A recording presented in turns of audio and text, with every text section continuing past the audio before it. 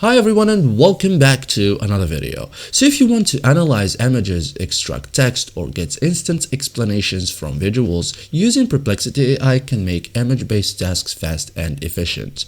In this guide, I will show you step by step how to upload an image in Perplexity AI and use it effectively.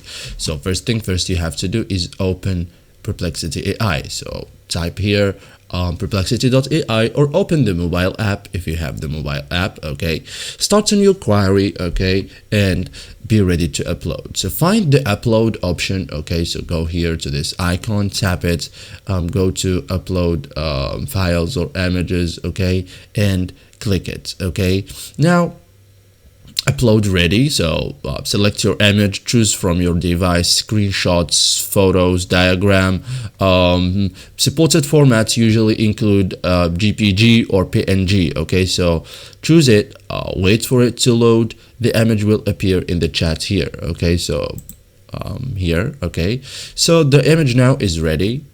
Ask about the image if you want. So for example, what is in this image, or explain this diagram, or for example extract the text from this image. So be specific, okay, because better questions equals better answers.